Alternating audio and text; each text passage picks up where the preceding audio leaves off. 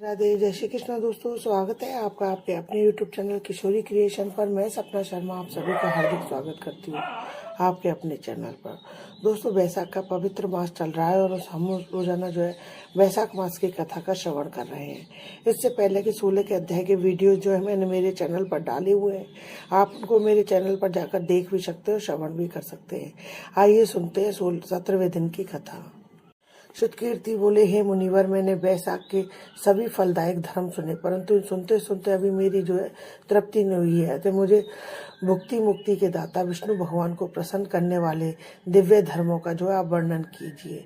राजा के इन वचनों को सुनकर अति प्रसन्न होकर श्रुतिदेव बोले, हे राजन, मैं पाप को नष्ट करने वाले एक कथा फिर कहता हूँ, तो चित्त लगाकर सुन। वैशाख के धर्म संबंधी मुनियों द्वारा प्रसिद्ध है। पंपा तीर पर एक शंख नाम का महायशस्वी ब्राह्मण सिंह के बृहस्पति में गोदावरी नदी के किनारे आया और भागीरथी के पार कंटक युक्त और पहाड़ी वन में गया, जहाँ न कोई मनुष्य था न जल ही था। ऐसे वैशाख के ताप से कठिन मध्याह्न के समय में ब्राह्मण वृक्ष की छाया में बैठ गया।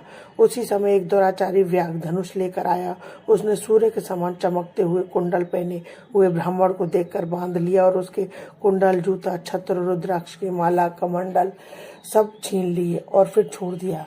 तब वह ब्राह्मण उस दुष्ट से छूटकर नंगे पांव धूप से जलती हुई रेती पर चलने लगा, जहाँ पीने को जल तक नहीं था। पांव जलने से व्याकुल हो बैठकर हाय हाय करने लगा, जिसको सुनकर वहां व्याघ्र शीघ्र ही उसके पास आया और मुनि को देखकर व्याकुल देख उसके हृदय में दया उत्पन्न हुई और सोचने लगा कि इसके नए जूते तो मैंने ले ही लिए। अतः इसने उस ब्राह्मण को, जिससे पांव धूप से जल रहे थे, अपने पुराने जूते देते। उन जूतों को लेकर ब्राह्मण अत्यंत सुखी हो व्याघ्र को आशीर्वाद देने लगा कि तू सुखी हो, तूने वैशाख में जो ये दान दिया है उसे तेरे पुण्य उदय होते, इसके प्रभाव से विष्णु भगवान वे प्रसन्न हो जाते हैं। ऐसे वाक्य सुनकर व्याघ्र अत्यंत विस्मित हो ब्राह्मण से बोला, हे महाराज, मैंने आपकी वस्तु लेकर पुरानी दे दी है, भला इसमें मेरा क्या पुण्य है?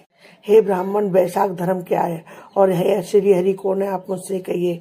व्याघ्र के ऐसे वचन सुनकर शंख प्रसन्न हुए और वैशाख की प्रशंसा करने लगी। सब धर्मों का फल तो जन्मांतर से मिलता है, परंतु वैशाख में इस पापाचारी दुर्बुद्धि दुरात्मा व्याघ्र ने पात्र दान किया है, जिसके फल से तत्काल सद्बुद्धि हो गई है। संपूर्ण दान, तप, बड़े बड़े यज्ञ, तीर्थ यात्रा करने से विष्णु भगवान प्रसन्न नहीं होते हैं, परंतु वैशाख के उक्त धर्म करने से प्रसन्न होते हैं।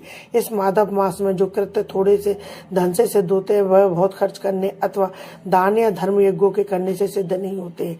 इस मास में ताप नाश करने वाली पादुका तूने मुझको दी है, जिससे भगवान तेरे ऊपर प्रसन्न हो। तुझे अब तेरा कल्याण की प्राप्ति होगी, अब तुझे कल्याण की प्राप्ति होगी। जब मुनीश्वर ऐसा कह रहे थे, तो उसी समय मृत्यु द्वारा प्रेरित बड़ा बलि सिंह व्याघ्र के वध के लिए अत्यंत क्रोध कर दौड़ता आया। उसी बीच में देव योग से देव कल्पित हाथी को देखकर पहले उसको मारने का महान उद्योग करने लगा। उस वन में दोनों सिंह और हाथियों का ऐसा संग्राम हुआ कि दोनों थककर गिर पड़े और दोनों एक दूसरे को देखते पड़े रहे। इधर जो कथा मुनीश्वर ने व्याघ्र को सुनाई, देव योग से उन दोनों ने भी वह कथा सुन ली, जिसके सुनने से उसका शरीर निर्मल हो गए और सब पापों से छूटकर तत्काल पशु योनि को और त्याग कर स्वर्ग जाने को तैयार हुआ। वे दोनों सिर झुका हाथ जोड़ खड़े रहे। फिर धर्मोपदेश सुनकर मुनि मार्ग में व्याघ्र के निमित्त उन्हें देख विस्मित हो पूछने लगा कि तुम कौन हो, तुम्हारा दुष्ट योनि में क्यों जन्म हुआ है, कारण ही वन में तुम एक दूसरे को मारने को क्यों उद्धत हुए, तुम्हारी मृत्यु कैसे हुई? हे निष्पापो, ये सब कथा जो है मुझे विस्तार से कहिए। मुनि के ऐसे कहने पर वे कहने लगे, मतंग मुनि के दंतिल और कोलाहल 2 पुत्र हुए। शाप दोष से उनके ये नाम हुए। एक दिन हमसे हमारे पिता मतंग ब्रह्मर्षि संपूर्ण धर्मों के जानने वाले कहने लगे, हे पुत्रों, मधुसूदन, भगवान के प्रिय मास में वैशाख उक्त धर्मों को करो, जिससे संसार बंधन की निवृत्ति हो। परंतु दुर्बुद्धि में से हमारी समझ में कुछ नहीं आया और पिता के वाक्य सुनकर मुझे दंतिल को अत्यंत क्रोध आया और कोलाहल मदोन्मत्त हो गया। तब धर्म के लालसा वाले हमारे पिता ने क्रोधित हो शाप दिया, हे दंतिल, आपने क्रोध के कारण तो सिंह होगा और मदोन्मत कोलाहल हाथी होगा।